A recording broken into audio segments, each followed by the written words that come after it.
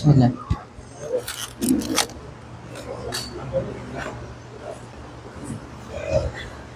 أعوذ بالله من الشيطان الرجيم. بسم الله الرحمن الرحيم. الحمد لله والصلاة والسلام على رسول الله وعلى آله ومن والاه. أما بعد، السلام عليكم ورحمة الله وبركاته.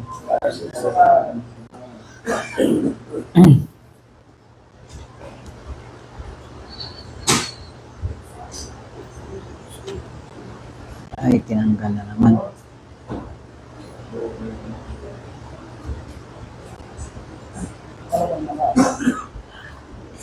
Nabanggit natin na kagabi patungkol kay riwayat. Ang ibig sabihin ay mga katafat. Mga riwayat nang galing kay Umar ibn al-Khattab radiyallahu anhu.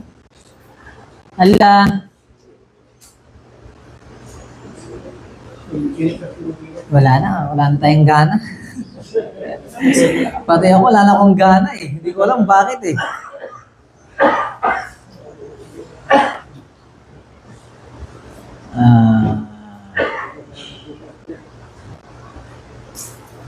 Binanggit natin yun kasi kabilang sa unang hadith na innamal a'malu binniyat, hadithul awwal, unang hadith. Nang nagbigay ng riwaya ay si Umar ibn al-Khattab radiyallahu anhu. At dakar na binanggit natin bakit yung kahalagahan ng riwaya ng rawi, ibig sabihin ng rawi, yung nagkukwento ng hadith ng Rasulullah, ng sunnah ng Rasulullah. Wali'anna lahum fadlun azim, dahil ang mga sahaba, sila yung dala ng amana. Dinala nila yung amana ng kaalaman sa Islam sa atin. Tama? Dinala nila sa atin.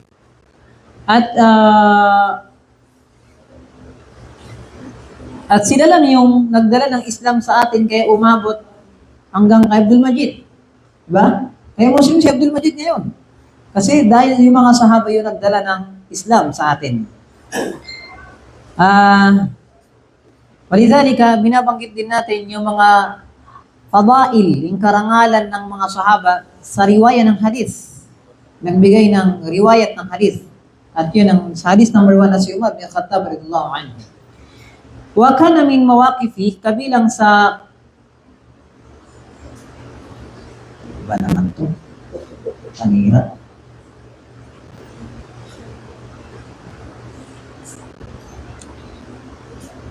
Min mawaqifi.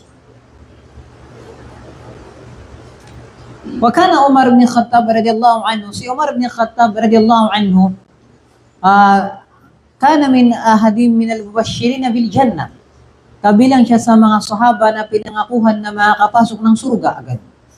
Nakuha ninyo? Kabilang sa mga tao na bubuhay sa dunya, pero sinabi na siya ay taga-surga.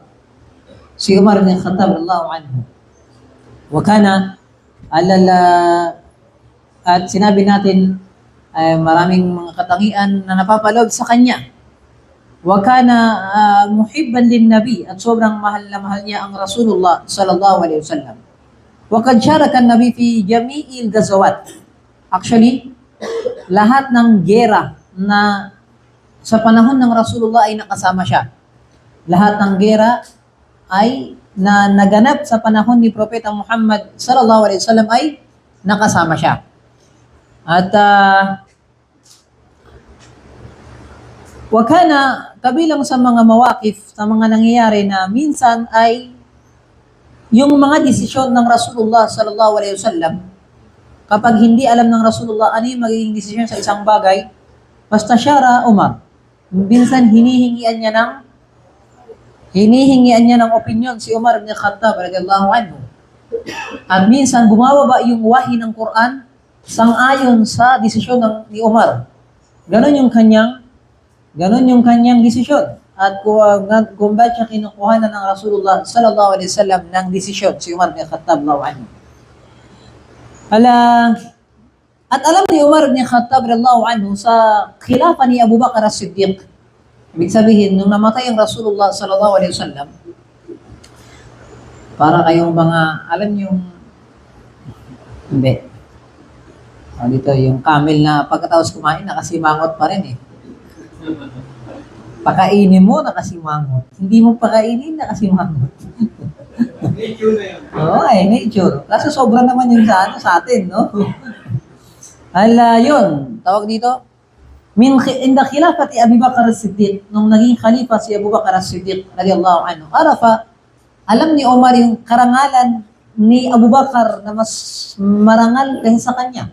Alam niya kung saan niya ilulugar yung kanyang sarili. At minsan may ganong pagkatao tayo. Kapag alam mo yung isang tao na mas marunong sa'yo, hindi mo siyang pangungunahan. At alam mo yung tao na mas magaling sa'yo, hindi mo siya pangungunahan. So si Umar bin Khattab, alam niya yung estado ng kanyang pagkatao kapag nandiyan si Abu Bakar as-Siddiq, radiyallahu anhu. Nakuha ninyo? Wala yarda, at kaya nga nung namatay ang Rasulullah sallallahu alaihi wasallam, min mawaqif, kabilang sa mga nangyari, yung namatay ang Rasul sallallahu alaihi wasallam sa Madina, kabilang sa kaganapan ay pumasok si Abu Bakar as-Siddiq doon sa kwarto ng bahay ni Aisha, kasi doon nawafat ang Rasulullah, doon sa bahay ni Aisha radiyallahu anha. At nung pagkamatay ng Rasulullah sallallahu alaihi wasallam, pumasok si Abu Bakar at nagkagulo yung mga tao. Yung Muslim sa buong Madina, nagkagulo sila. Kasi bakit? Pati si Umar, pati si Usman, pati si Ali, lahat sila nagkagulo sila. Hindi nila alam kung totoo bang namatay na ang Rasulullah o hindi pa. Naintindihan ninyo? Kaya nga nung kaulama kasuratil lagat, nung dumami na yung chismis sa buong Madina, napatay na ang Rasulullah, so yung ibang mga sahaba ay hindi nila alam kung anong sitwasyon na gagawin nila. At yung iba naman na mga munafik ay naggumagawa ng fitna. Tama? At kabilang dito si Umar ibn al-Khattab radiyallahu anhu na nakapagsalita. Anong sabi niya sa mga tao? Ayuhan nas, uskutu, manahimik kayo. Sabi niya, man qala anna Muhammadan qad mat, darabtu unuqa. Sino man sa inyo magsalita na patay na si Muhammad, papatayin ko kayo. Magsalita ka lang, pugutan kita ng ulo ngayon. Kapag nagsalita ka lang. Nagkagulo na yung mga tao, si Uthman ibn Affan, pati si Ali, yung malalaking mga sahaba, hindi na nila alam kung anong gagawin nila. Abu Bakar as-Siddiq, dakhala al-hijr, pumasok si Abu Bakar as-Siddiq doon sa bahay ni Aisha. Siyempre, si Aisha ay anak niya at asawa ng Rasulullah sallallahu alaihi wasallam. At dito, nakita niya, nandun, nasa harap niya yung katawan ng Rasulullah. Yung sagradong katawan ng Rasulullah sallallahu alaihi wasallam. At doon nagsalita si Abu Bakar as-Siddiq na sabi niya, tibta hayyan wa mayyitan ya Rasulullah. Nabuhay kang malinis at namatay kang malinis ya Rasulullah. Nakuha ninyo?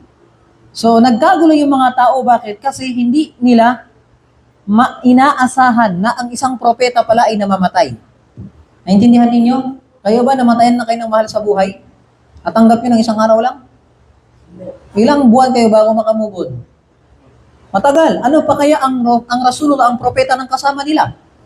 Di ba? So, hindi basta-basta napapasok sa isip nila na ang Rasulullah ay patay na.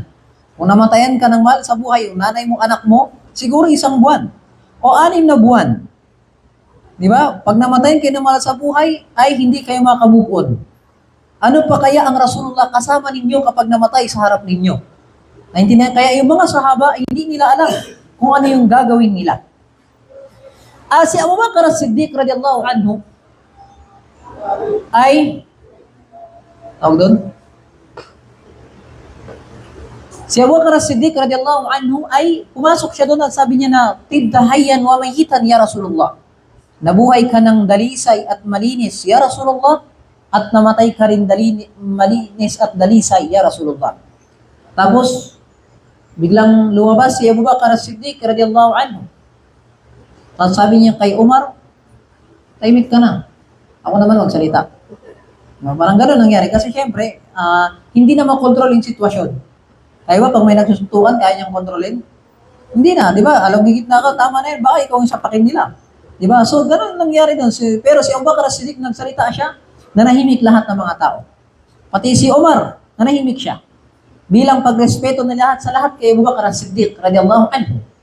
Kaya dito, sabi ni Abu Bakar as-Siddiq, sabi niya, ayyuhan nas. Sabi niya, Sabi niya, makinig kayo mga tao. O mga Muslim, makinig kayo sa akin. May sasabihin ako. Sabi niya, Allah, ya ayyuhan nas, man kana ya'budullah, man kana ya'budu Muhammadan, fa inna Muhammadan kad mat. Sino man sa inyo sinasamba niya si Muhammad patay na. Sabi niya. At sino, wa man kana ya'budullah, at sino man sa inyo sinasamba niya si Allah, fa inna Allah hayyun la yamut. Si Allah ang Panginoon na habang buhay at kahit kailan walang kamatayan sa Kanya. So ang pinakapunto, ang connection natin sa Rasulullah sa kanyang pagkamatay ay bilang pagsunod sa kanyang sunnah. Hindi na pagsasambahin mo siya. Kung patay na siya, anong sabi din? Binanggit ni Abu Bakr As-Siddiq yung ayah. Binanggit niya yung ayah na sinabi ni Allah Ta'ala. وَمَا مُحَمَّدٌ إِلَّا رَسُولٌ قَدْ خَلَتْ مِنْ قَبْلِهِ الرُّسُلُ. Si Muhammad ay kahalintulad din ng mga naunang propeta sa kanya.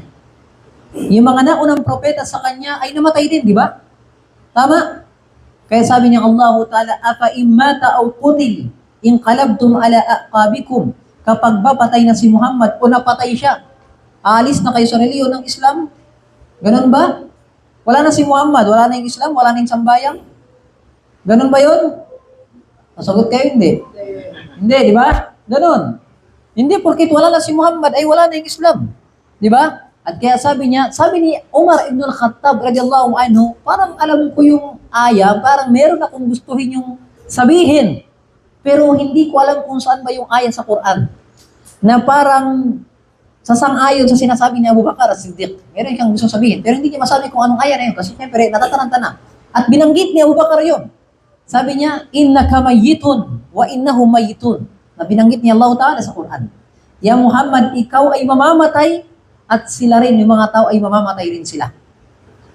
So yun, kaya nung narinig ng mga sahaba yun at ng mga lahat ng mga sahaba, biglang nagkaroon sila ng yakin, ng paniniwala na si Muhammad sallallahu alaihi wasallam ay wala na.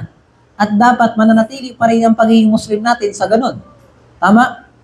Summa dakhal, tapos bumalik ulit si Abu Bakar As-Siddiq o si Umar. At si Abu Bakar As-Siddiq radiyallahu anhu doon sa hijr, doon sa katawan ng Rasulullah sallallahu alaihi wasallam. At doon humarap siya sa may katawan ng Rasulullah sallallahu alaihi wasallam, si Abu Bakar As-Siddiq radiyallahu anhu.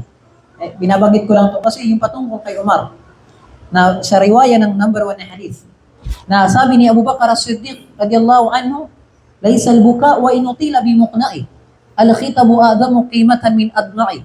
Tallahi ma jara az-zaman wa ma tada min ashaddi min dhaka al-buka aw awda'i. Fuqida an-nabi fa adlamat kullu ad-duna. والهزن هل بكل القلب الموجئ ما زال بالقرآن فينا هاديا يهدي الأنام بنوره المتشعشئ." Yan sa salitang Arabic. Pero ibig sabihin nun, ano sabi niya? Laisal buka wa inutila bimuqna'i. Sabi niya, hindi yung pag-iyak ko, sabi niya na kayang tumbasan yung pagkamatay mo, ya Rasulullah, kahit umabot pa sa aking damit. Mabasa man yung damit ko. Alakita buwa'adha mo qimatan min adma'i. Dahil yung kaganapan na ito, yung kasama kita, at yung sitwasyon na ito, mas mahirap ito tanggapin. Kaysa sa yung pag-iyak, minsan yung pag-iyak kasi ng tao, parang umiyak ka na, okay na. Di ba? Pero yun sabi niya, kahit yung pag-iyak pa yun, mabasa pa yung damit mo, hindi na kaya yung sitwasyon na yun. Laisal buka wa inutila bimuqna'i. Al-khitabu a'zamu qimatan min adna'i. Tallahi ma jara zaman. Sabi ni Abu Bakar, wallahi sabi niya, sumpa man kay Allah Ta'ala, wallahi sabi niya, Kajaran zaman, sa haba ng panahon na nabuhay ako sa mundo, hindi pa ako nakatanggap, hindi pa ako naka-experience sa buhay ko ng pinakamasakit na nangyari maliban sa pagkamatay mo, ya Rasulullah. Sabi niya, wallahi, laisal mukha wa inutila bimuqna'i. Alakita bu'adamu qimatan min adna'i. Tallahi ma jarat zaman wa ma'tada min asyadda min dhakal musaba wa awja'i. Fuqidan nabi fa'adlamat kullu duna. Namatay na ang Rasulullah at dumilim na yung buong sanlibutan. Pero anong sabi niya? Mazala bil Qur'ani fina hadiyan. Nandiyan pa naman yung Qur'an. Diba? Hadiyan na yan ay magsisilbing gabay sa atin. Yahdil anama binurihil mutasyasyi'i. Na mag-igagabay niyang buong sangkatauhan sa pagitan ng liwanag ng Qur'an, ng gabay ng Qur'an. So yun ang sinabi ni Abu Bakar As-Siddiq radiyallahu anhu sa pagharap ng Rasulullah sa kanyang katawan ng Rasulullah sallallahu alaihi wasallam. At sabi ni Abu Bakar As-Siddiq radiyallahu anhu, ano sabi niya doon? Bi abi anta wa ummi ya Rasulullah. sumpa man kay Allah Ta'ala. Ibig sabihin sa Arabic ng bi abi anta wa ummi. Ya Rasulullah, kumbaga, sumpa man sa Allah Ta'ala na ultimo yung buhay ng magulang ko, yung nanay ko, pati yung tatay ko. Sabi niya, ultimo, yung magulang ko, pati yung sarili ko, ay mas mahal ka namin, Ya Rasulullah, kaysa sa buhay namin, pati sa magulang namin. Diba dapat ganun naman? Ang Rasulullah ay siya yung nangingibabaw sa atin, sa buhay natin, kaysa sa sarili natin, pati sa magulang natin. Ganun yun. Kaya salitang Arabic na, bi abi anta wa ummi, Ya Rasulullah, sumpa man kay Allah Ta'ala, Ya Rasulullah, sa pagitan ng ikaw ang mahal ko kaysa sa magulang ko, pati sarili ko. Yun ang salitang Arabic yun ng mga sahaba. Sabi, bi abi anta wa ummi, Ya Rasulullah, sabi niya, laqad kunta taktubun nas. Nangyari nung nabubuhay ka pa, sabi niya, laqad kunta taktubun nas ala jiz'in nakhla. Dati na nag-uutba ang Rasulullah sa Madina, meron siyang tinatayuan ng puno ng hulma. Alam niyo yung hulma? Di pa kayo nakita? Gusto yung makita ngayon? So yung puno ng hulma, yung dates, ay meron kapag nag-gutba ang Rasulullah sa oras ng Jumat, di ba yan? Nakita nyo kapag, bakit umakyat yung imam dyan? Para makita yung mga natutulog kapag Jumat. Tama? Para makita niya lahat ng tao at para marinig siya ng tao. Tama? So yung Rasulullah, meron siyang gamit ng puno ng dates, pinapatungan niya. At laqad kunta takhtubu nas ala jiz'in nakhla. Tama? Falamma kasura nas ittakhadhu laka mimbaran. Nung dumami na yung mga tao, kinuha ng kanilang mimbar, yun yung puno ng dates. Tama? Tapos ng khutbah, tapos na yung khutbah, umalis yung Rasulullah dun sa puno ng dates, fahanna dhalikal jiz'. Umiyak yung puno ng hulma na yon. At narinig ng mga sahaba lahat yun. Kung ano yung umiiyak na yun, parang uyak ng bata. Tapos yun pala yun yung puno ng hulma. Kasi bakit? Ayaw niyang iwan siya ng Rasulullah. Nakuha ninyo kasi, nung pinatungan siya ng Rasulullah, nung tumayo siya, tapos umalis yung Rasulullah, umiyak yung hulma. Kasi ganun yung mga makhluk na pinahintulot ng Allah Ta'ala bilang pagmamahal at respeto nila sa Rasulullah. Narinig ng mga sahaba na umiyak yung puno ng hulma na yun. Nilagay ng Rasulullah yung kanyang kamay doon sa puno ng hulma. Parang ginanon niya. Pasakat. At biglang tumigil yung pag-iyak ng hulma. At sabi ni Abu Bakr As-Siddiq, fa-ummatuka awla bil hanina min. Ya Rasulullah, yung ummat mo, sabi niya, mas umiiyak sila ngayon sa pag-iwan mo, sa pagkamatay mo, Ya Rasulullah. Naintindihan ninyo? Kasi di ba yung iniwan niya yung puno ng hulma, umiyak. So ngayon ang Rasulullah ay wala na. So yung ummat niya, yung lahat ng Muslim ngayon, mas nalulungkot sila sa pagkamatay ng Rasulullah. Yun ang sabi ni Abu Bakr As-Siddiq, radhiyallahu anhu. At sabi niya, bi abi anta wa ummi, Ya Rasulullah. Sabi niya, inna ahlan nar yatamannawna ay yakuna tabauk. Yung mga taga-impyerno daw. Okay pa ba kayo? Umiti nga kayo, saglit lang. Parang papanain niyo ako eh. Sabi ng Abu Bakr As-Siddiq, inna ahlan nar, yung mga taga-impyerno daw, yatamannawna ay yakuna tabauk. Nangangarap sila. Nasa impyerno na sila,